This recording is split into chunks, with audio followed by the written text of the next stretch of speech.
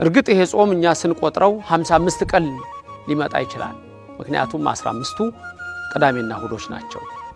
ከሰባቱ አጽዋማት አንዱ የሆነውን አብይ የተባለውን ታላቅ ጾም እንጀምራለን። ይሄ ጾም አብይ ተብሏል። መድኃኒታችን ኢየሱስ ክርስቶስ ስለ ጾመው ነው። ይሄ ጾም የሁዳዴ ጾም ይባላል። ሁዳዴ የሚለው ቃል ሁዳድ ከሰፊ እርሻ ጋር የተመሳሰለ ነው። ሰፊ እርሻ ብዙ ፍሬ ብዙ በረከት ይገኝበታልና የሁዳዴ ጾም ተብሎ ይታሰባል። የዛሬው መልእክቴ ባጭሩ አንድ ስለ ቤተ ክርስቲያናችን መናፍቃን ከሃዲያን ተነስተው በብዙ ሊያጠፏት ከጥንት ጀምሮ ያለ ፈተና አለና ስለ ቤተ ክርስቲያናችን በዚህ ጾም ውስጥ እግዚአብሔርን አስበን የተለያየው አንድ እንዲሆን በተለያየ ስፍራ ያለው በአንድ ሐሳብ እንዲስማማ አንዱ በዚህ በጾም ውስጥ የምናስበው አጽራረ ቤተ ክርስቲያን እንዲያስታግስልን ቅድስት ቤተ ክርስቲያናችን እንዲጠብቅልን ይሄንን ጾም በመንጾም ሰዓት ዋና የምናስበው ይሄ ነው። ሌላው ሁለተኛው ይሄንኑ የመሰለ ነው። ይሄም የሀገራችን ጉዳይ ነው። የኢትዮጵያ ጉዳይ ነው።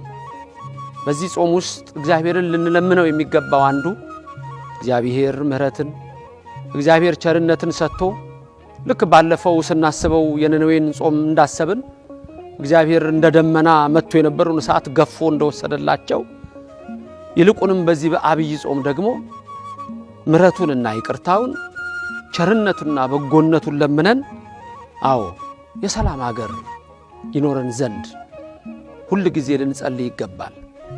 እኔ አንድ ነገር ማምነው ሁሉ ጊዜም ሰላም ከላይ ነው፣ ዝናብም ከላይ ነው፣ ፀሐይም ከላይ ነው።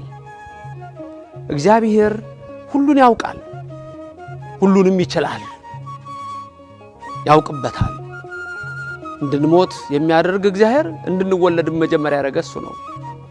ይሾማል፣ ይሽራል፣ ይተክላል፣ ይነቅላል። ሁሌም ደግሞ ትክክል ነው እግዚአብሔር። ስለዚህ በዚህ ጾም ውስጥ አንዱ የምናስበው አገራችንን የምሕረት ሀገር፣ የሰላም ሀገር፣ የፍቅር ሀገር እንዲያደርግልን በምሕረት አይኑም እንዲመለከተን ነው።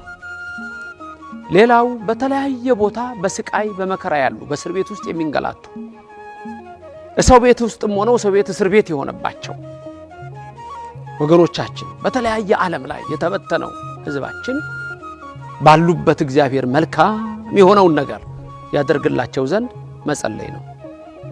ሌላው ስለ ራሳችንም መጸለይ ነው።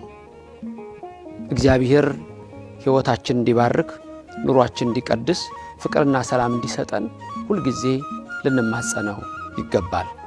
ይሄ አብይ ጾም አብይ ነው ብያችኋለሁ። ጌታ የጾመው ነው። 40 ቀን 40 ሌሊት ጾመ ብሎ ማቴዎስ ምዕራፍ 4 ቁጥር 1 እንደሚነግረን ጌታችን ኢየሱስ ክርስቶስ ከተጠመቀ በኋላ ሳይውል ሳያድር ወደ ቆሮንቶስ ገዳም ሄዶ 40 ቀን 40 ሌሊት ጾሟል። እርግጥ ይሄ ጾም እኛ ስንቆጥረው 55 ቀን ሊመጣ ይችላል። ምክንያቱም 15ቱ ቅዳሜና እሁዶች ናቸው። በጠዋት ቁርስ ስለሚበላ ስለማይጾሙ ከ55 15ቱ ሲነሳ 40 ይሆናል። አባቶች